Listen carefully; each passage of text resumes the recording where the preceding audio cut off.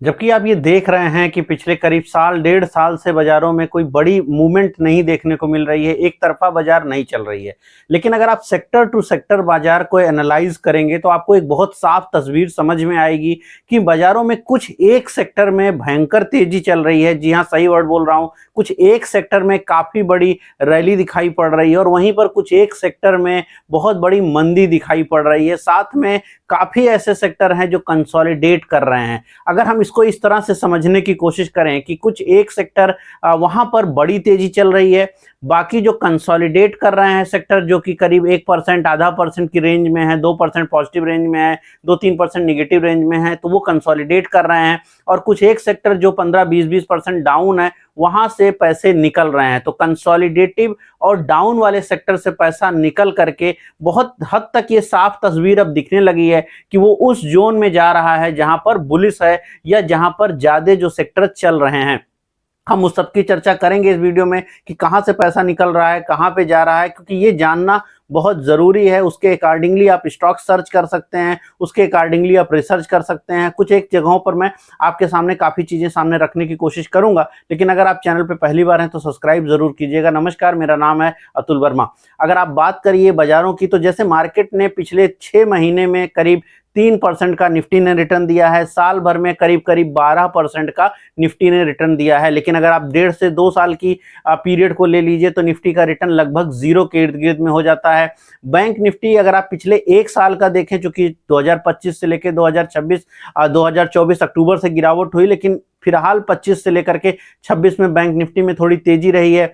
करीब करीब bank Nifty की अगर आप चर्चा करिए तो 24% का रिटर्न बैंक निफ्टी आज की डेट में बना के देता है एक साल में। लेकिन अगर आप उसको 3 साल के पीरियड पे लेके जाइए तो वहां पर रिटर्न बढ़ जाता है। लेकिन अगर आप 2 साल के पीरियड पे जाइए तो रिटर्न वहां पर भी कम होता है। लेकिन निफ्टी की तुलना में ज्यादा रिटर्न है बैंकिंग सेक्टर में पिछले एक साल के अंदर।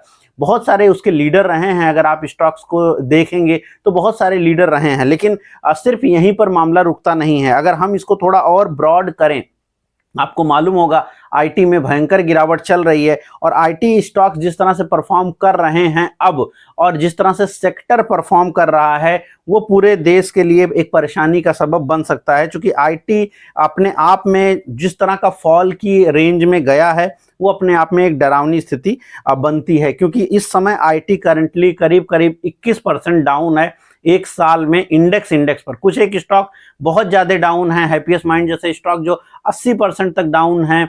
कुछ एक स्टॉक जो ठीक हालचाल में भी हैं, लेकिन काफी हद तक आप आईटी में बड़े करेक्शंस को देख रहे हैं। और अब जिस तरह से खबरें आई हैं, इवन एआई समिट खत्म हो गई है, एआई समिट के दौरान थोड़ी बहुत जो है स्थिति सही रही, लेकिन उसके पहले आईटी स्टॉक्स में ऑलरेडी आपको मालूम होगा कि फरवरी महीने में ही इंफोसिस, टीसीएस, इसमें बड़ी करेक्शन हुई है। और अभी भी वो करेक्शन कोई खास रुकी नहीं है, सिर्फ पॉज दिखता है, कोई बाउंस बैक नहीं है। एआई समिट खत्म हो गया, बहुत सारी डील खत्म हो गई, लेकिन उसके बावजूद भी कुछ खास दिखता नहीं है। और अभी भी करीब करीब इंडेक्स अगर बात करें तो 21% डाउन है। तो एक चीज जहां से पैसा निकल रहा है वो तो साफ दिखता है कि आईटी इंडस्ट्री है, आईटी स्टॉक्स हैं, और पूरा का पूरा इंडेक्स जो है अब मंदी की चपेट में है। आपको ये पता होना चाहिए कि अगर कोई इंडेक्स 20% से ज्यादा डाउन हो जाता है तो उसको ऑफिशियली मान लिया जाता है कि ये बेयर ग्रिप में जा चुका है।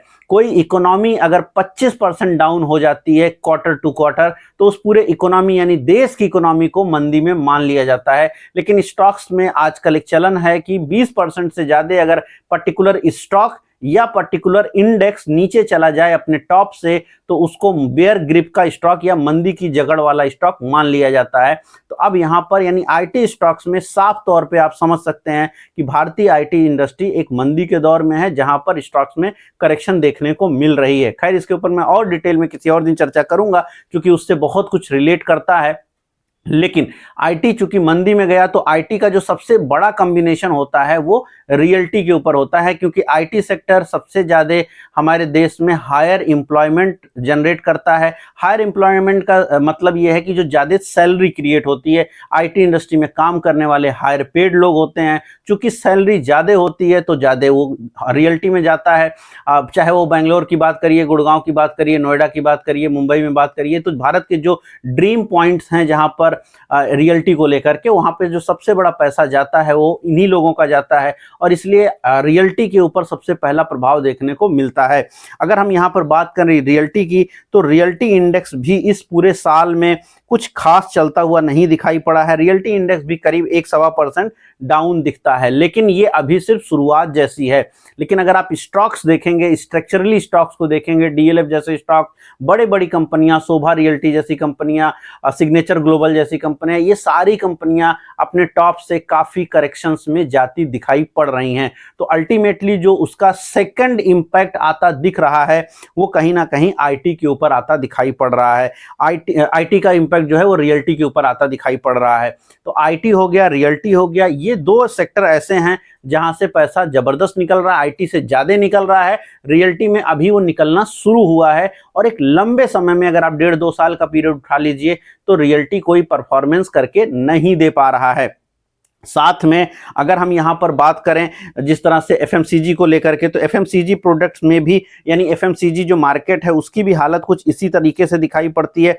एफएमसीजी में भी कोई बहुत बड़ी रैली पिछले कुछ समय में नहीं हुई है। एफएमसीजी का इंडेक्स की अगर आप निफ्टी की बात करें, एक साल में तकरीबन 1.12% का डाउनफॉल आपने देखा है एफएमसीजी में। और एफएमसीजी के जो भी बड़े नाम हैं, अगर आप उनको ऊपर से देखेंगे, एक ईयर का परफॉर्मेंस देखेंगे तो वो बहुत ही खराब हालचाल है। इवन मैं आईटीसी की बात करूं, अपने 52 वीक के लोज के इर्द गिर्द में है। हिंदुस्तान लीवर भी अपने 52 वीक के लोज से थोड़ा सा ही ऊपर है।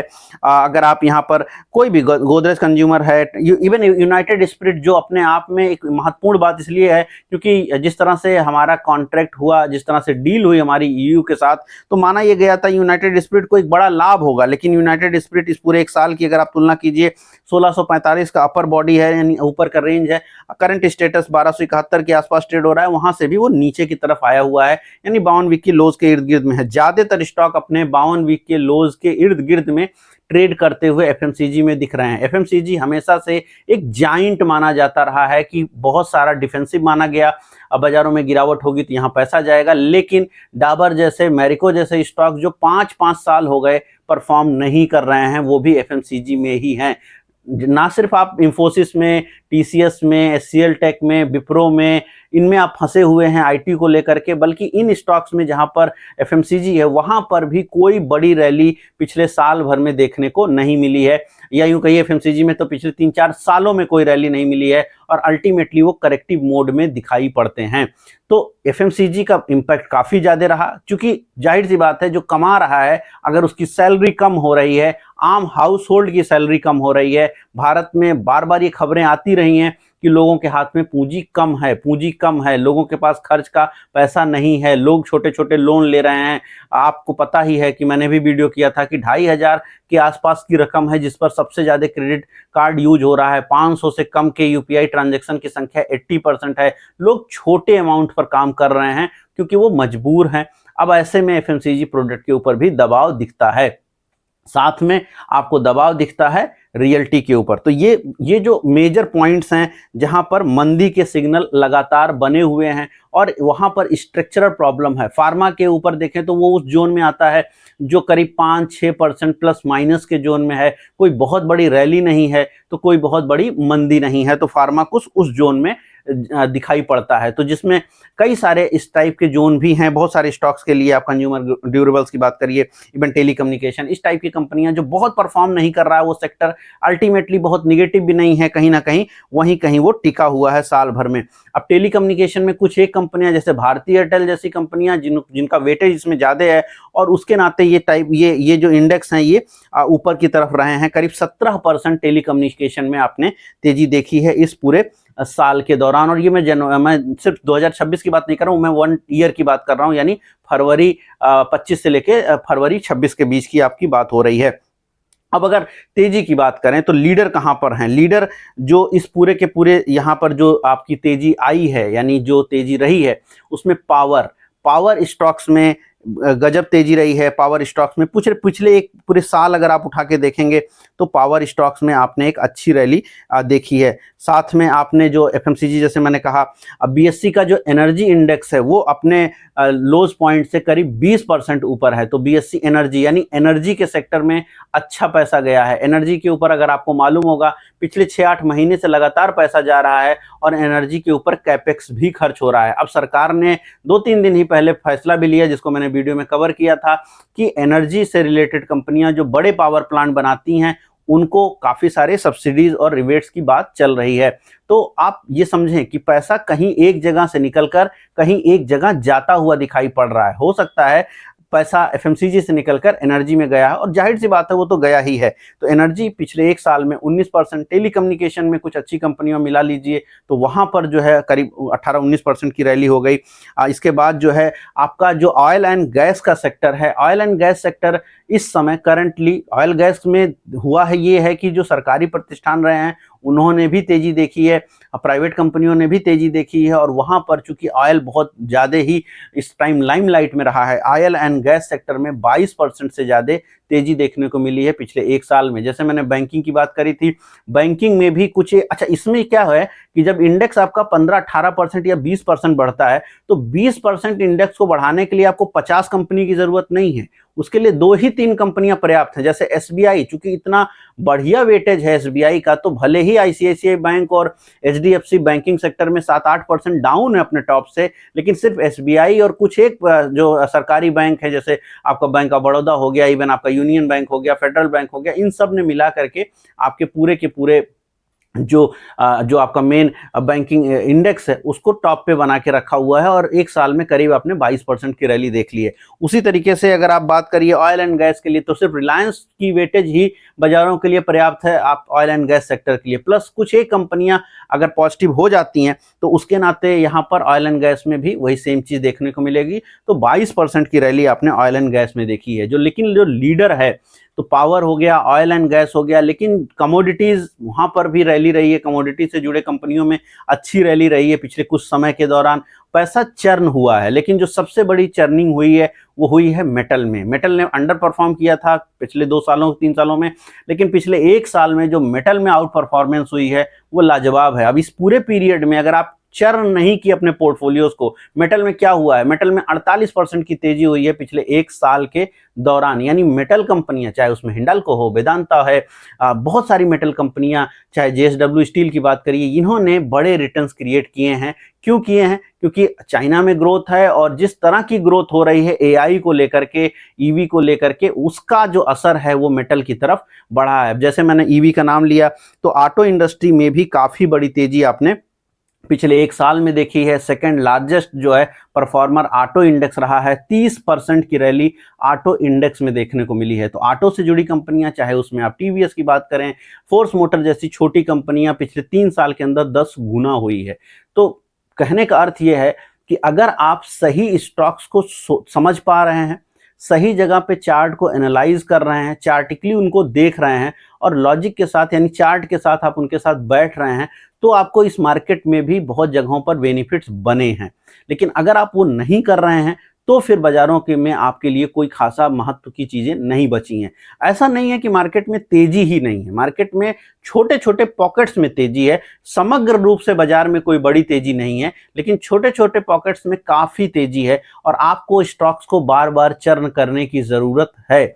इन्वेस्टिंग एक लेजी प्रक्रिया पहले हुआ करती थी, जब एआई नहीं था, जब कंप्यूटर नहीं था, लेकिन आज के दौर में जब कंप्यूटर है, एआई है, 2026 में investing is not a lazy process. यहाँ पर आपको एक्टिव रहना पड़ेगा, काम करना पड़ेगा, थोड़ा देखना पड़ेगा, और उसके अकॉर्डिंगली आपको चर्न करना पड़ेगा। ये साफ समझा रहा है हमारा ये सेक्टर टू सेक्टर रोटेशन का बात। अब यहाँ पर जैसे आपने देखा मेटल में तेजी चली गई, मेटल में क्योंकि चाइना में जो है चीजें बेहतर होती चली जा रही हैं। एफआईआईज भी सिर्फ चाइना रिलेटेड चीजों पे फोकस कर रहे हैं, उनको भारत की उस कंजम्पशन स्टोरी में कोई इंटरेस्ट नहीं है, उनको उस एआई से भारत का कोई संबंध दिखता नहीं है। सॉफ्टवेयर में उनको डर है भारतीय कंपनियों से, रियल्टी में उनको डर है, वो सब निकल गए।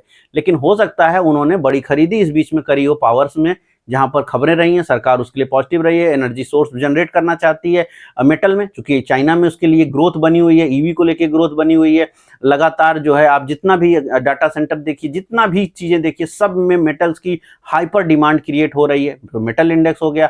आपने ऑटो में डिमांड देखी है तो ऑटो इंडेक्स हो गया। तो वहां पर जहां पर चीजें बेहतर दिख रही हैं वहां पर पैसा तो जा ही रहा है। स्टॉक टू स्टॉक वेरी कर सकता है, स्टॉक टू स्टॉक आपको उसको एनालाइज करना पड़ेगा, उसमें कोई डाउट नहीं है। लेकिन उन जगहों पर, अब जैसे टेलीकम्युनिकेशन में भारतीय एयरटेल जैसी कंपनियां भले ही धीमी गति से चली हैं बट उन्होंने परफॉर्म किया है। तो और ये जो वेटेज है, चूंकि वेटेज इस ढंग से है तो जो उसकी टॉप नॉच कंपनियां हैं वहां पर बेनिफिट ज्यादा बना है, एसबीआई जैसी कंपनियां। लेकिन जो उसकी छोटी कंपनियां, जब आप छोटी कंपनियों की बात करते हैं तो वो बिल्कुल बाहर हो जाती हैं। क्यों? क्योंकि वो ना ही किसी भी बड़े इंडेक्स में बड़ा पार्टिसिपेशन दिखाती हैं। तो जब इंडेक्स को ऊपर रखना है, जैसे मैंने सेक्टर का एनालिसिस किया, अब इस पूरे सेक्टर के एनालिसिस में क्या सेक्टर में कोई बड़ी वैल्यू क्रिएट कर रहा होगा कोई छोटी कंपनी, मिड कैप या बहुत ही lower mid cap type company या स्मॉल कैप कंपनी? नहीं, या तो वो एक अच्छी लार्ज कैप कंपनी होगी या फिर एक ठीक ठाक सी मिड कैप कंपनियां जो इस वेटेज को बेनिफिट उठा रही होंगी। इसीलिए कुल मिला जमा करके अगर आप सोचे तो पूरे मार्केट में कुछ 20% 15% कंपनियों में ही तेजी है। 80% कंपनियां मंदी के दौर में हैं या फिर निगेटिविटी वहां पर बहुत ज्यादा हावी है, भले ही वो 20% ना हो लेकिन 17-18% डाउन है। कुछ एक कंपनियां 15% तक की कंपनियां हैं जो बाजारों में तेजी के साथ बनी हुई हैं, जहां पर लगातार तेजी है, और वो क्वालिटी मिड कैप हैं। ऑटो में बात करिए, आशिया मोटर हो गया, फोर्स हो गया, इवन बहुत सारी ऑटो कंपनियां जो अपने रेंज के ऊपर हैं। जाहिर सी बात है, मैं जो कुछ भी कह रहा हूं ये एजुकेशनल पर्पज पे है, चूंकि मैं सेक्टर टू सेक्टर आपको रोटेशन समझा रहा हूं। स्टॉक्स के जो नाम लिए हैं उसके आधार पर आप कोई भी निवेश की रणनीति ना बनाइए, आप अपना अध्ययन खुद करिए, क्योंकि जो स्टॉक अभी बढ़े हैं वो घट भी सकते हैं और जो घटे हुए वो बढ़ भी सकते हैं। बट लॉजिक ये कहती है कि पैसा जहां जा रहा है, जिसको दुनिया चेज कर रही है, जिसमें आपको लगातार तेजी दिख रही है, मोमेंटम दिख रहा है, जहां पर लोग एक दूसरे के साथ जुड़े हुए हैं, क्योंकि भाव एक आदमी के बढ़ाने से नहीं बढ़ सकता, भाव धीरे धीरे करके बढ़ रहा है। और अगर ज्यादा लोग धीरे धीरे करके एक ही प्रकार की विचार कुछ जगहों पर बनाएंगे तभी भाव में वृद्धि देखने को मिलती है। यानी भाव जो है भावनाओं का जोड़ है, समग्र रूप से जब तक भावनाएं जुड़ेंगी नहीं भाव बढ़ नहीं सकता है। अल्टीमेटली वही देखने को मिल रहा है टू सेक्टर रोटेशन के माध्यम से। तो बाजारों में ऐसा नहीं है कि तेजी कहीं है ही नहीं है, पूरी मार्केट खराब हो गई है, नहीं। हो सकता है आपकी खुद की गलतियां भी बहुत होंगी। पहला, चार्टिंग नहीं जानते, चार्टिंग करते ही नहीं है, स्टॉप लॉस लगाते ही नहीं है। दूसरा कि स्टॉक से निकलेंगे ही नहीं, भले ही वो घटता चला जाए। ऐसा नहीं कर सकते कि स्टॉक से निकलेंगे ही नहीं, वो मंदी में जाता चला जाए। अगर वो मंदी में गया आपको निकलना पड़ेगा और दूसरे स्टॉक में जाना पड़ेगा। कहीं घाटा होगा, फिर कहीं आप जाएंगे तो उसमें कोई अच्छा स्टॉक मिलेगा जो 8 गुना होगा, तो उसमें आपका पैसा कई फोल्ड में क्रिएट करेगा। लेकिन अगर आप ये सब नहीं कर रहे हैं तो बाजार आपके लिए उस ढंग का रिटर्न नहीं बनाएगी जिसका ख्वाब देख करके आप बाजार में आए थे। बाजार को गाली देने से कुछ नहीं होगा कि मार्केट में कुछ हो ही नहीं रहा है, कुछ होगा ही नहीं, निवेशक सब खराब हो जाएगा, कुछ भी नहीं होगा। जो सीरियसली काम कर रहा है, जो पढ़ के काम कर रहा है, जो चार्टिकली देख के काम कर रहा है, जो डेटा को एनालाइज करके काम कर रहा है, वो हर मार्केट में पैसा कमाता है। सीधी सी बात है, आप पढ़ के जब निकले थे और जब आप तैयारी करने आए, आप में से बहुत सारे लोग गवर्नमेंट जॉब में होंगे। कोई भी जो व्यक्ति गवर्नमेंट जॉब में है वो अपने बारे में जरा सोचे, उसके साथ कोचिंग में बैठने वाला या उसके साथ स्कूल में बैठने वाले 99% लोग नहीं सेलेक्ट हुए हैं, वो फेल हुए हैं। वो 1% बच्चा जो सेलेक्ट हुआ है वो क्यों हुआ है? चाहे आप फेलियर रहे हों, चाहे आप सेलेक्ट हुए हों, अगर आप फेल हुए हैं तो आप में कुछ कमी रही होगी और आप वहां से फेल हुए हैं। और अगर आप सेलेक्ट हुए हैं तो आपने कुछ अच्छा किया होगा, आपकी अध्ययन पद्धति ऐसी रही होगी जिसके नाते आपको सिलेक्शन मिला है। तो फेलियर तो बहुत सारे लोगों को मिलेगा ही और उनका शोर हमेशा ज्यादा रहेगा ही कि यहाँ पर कुछ नहीं हो रहा है, किसी को नौकरी नहीं मिलेगी, किसी को जॉब नहीं मिलेगी। लेकिन आपको इसी सोसाइटी में रहना होता है और आप अपने लिए बेहतर से बेहतर जॉब खोजते हैं, मिलती भी है और आप आगे बढ़ते भी हैं। सेम स्ट्रक्चर आपका स्टॉक मार्केट भी है। अगर आप मेहनत नहीं कर रहे हैं, अगर आप नहीं पढ़ाई कर रहे हैं, अगर आप नहीं देख रहे हैं, अगर आप स्टडी नहीं कर रहे हैं, अगर आप चार्टिंग नहीं कर रहे हैं, तो अल्टीमेटली रिजल्ट क्या आएगा? आप फेल हो जाएंगे। उससे किसी को कोई फर्क नहीं पड़ेगा। आपको रिप्लेस करने वाले लोगों की संख्या पर्याप्त है और वो आएंगे, आपको रिप्लेस करके चले जाएंगे। अगर आप सीख रहे हैं तो आपकी जॉब रहती है। आप अगर सीख रहे हैं तो आपको ज्यादा बेहतर अपॉर्चुनिटीज मिलती हैं और उस अपॉर्चुनिटी का आप लाभ उठा पाते हैं और उसमें आप कमा पाते हैं। देखिए, मार्केट को उस ढंग से मत देखिए कि जब बाजार बढ़ेगी सबका बढ़ेगा तो हमको भी मिल जाएगी।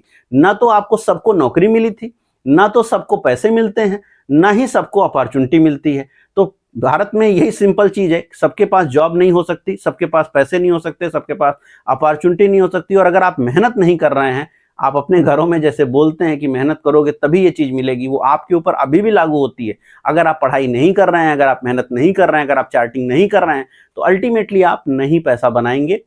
लेजी इन्वेस्टिंग सिस्टम्स अब काम नहीं करते हैं। आपको एक्टिव होना होता है, हफ्ते भर में एक बार होइए। अगर आप इन्वेस्टिंग कर रहे हैं, हफ्ते दर हफ्ते 10 हफ्ते 2 हफ्ते 4 हफ्ते बाद आप एक्टिव हो सकते हैं। लेकिन ये कहिए कि हम एक बार ले लेंगे और हम एक्टिव ही नहीं होंगे, स्टॉप लॉसेस देखेंगे ही नहीं, स्टॉक कहाँ पे तेजी हो रही है हम सोचेंगे ही नहीं। अब अगर हमने ले लिया था इंफोसिस तो ले लिया है, हम उसको जो है जिंदल स्टील में कभी कन्वर्ट करे ही नहीं, तो वो गलती आपकी है। फिर आप बताते रहिए कि भाई मैं तो बहुत कुछ जानता था, बट मैं जो है नौकरी नहीं पाया, या मैंने पैसे नहीं कमाए, या उसकी स्टोरीज आप सुनाइए। आपकी उस स्टोरी कोई नहीं सुनता है। स्टोरी अगर आपको सुनानी है तो आपको सक्सेस लाना पड़ेगा, और सक्सेस लाने के लिए आपको फिर वही है कि कुछ तो कुछ करके दिखाना पड़ेगा। और कम से कम आपको अपने पोर्टफोलियो का सक्सेस दिखाने के लिए थोड़ी सी चार्टिंग करनी पड़ेगी, थोड़ी सी मेहनत करनी पड़ेगी। और अगर आप कर रहे हैं तो आपको पैसे बनेंगे। अगर आपने अभी तक शुरू नहीं किया है, मेरे साथ आप जुड़ सकते हैं, मेरे क्लासेस के साथ ज्वाइन कर सकते हैं। अगर आपकी इच्छा है, आपको बेहतर लगता है, तो आप जरूर मैसेज कीजिए, व्हाट्सएप कीजिए, हमारी जानकारी लीजिए, और उसके बाद आप एक नई जर्नी स्टार्ट कर सकते हैं। बाकी अगर आप नहीं भी कर रहे हैं कोई बात नहीं, लेकिन एटलीस्ट मिनिमम रिसर्च करिए ताकि आपको जानकारी हो। अब जैसे ये चीज मैंने जो आज आपके सामने बताई, ऐसा नहीं है कि ये उपलब्ध नहीं है। आप में से बहुत सारे लोगों ने कभी इतना जहमत ही नहीं उठाई कि वो इसको भी देख लें कि कहाँ पे तेजी हो रही है, कहाँ पे मंदी हो रही है। अगर इतना भी जहमत आप नहीं उठा रहे हैं, तो कोई भी आपके कटोरे में आकर के पैसा आपको नहीं देगा, कोई भी आपके घर के सामने जा करके पैसे का बैग छोड़ करके नहीं जाएगा। वो मेहनत आपको करनी ही पड़ेगी। उम्मीद कर रहा हूँ वीडियो पसंद आई होगी। पसंद आई तो लाइक कीजिएगा, शेयर कीजिएगा, कमेंट कीजिएगा। आपको क्या लग रहा है, किन सेक्टर्स में तेजी होगी, कहाँ पर क्या चीजें हो सकती हैं, कमेंट बॉक्स में जरूर लिखिएगा। मैं मिलूंगा कल नए वीडियो में। इस वीडियो में इतना ही, धन्यवाद।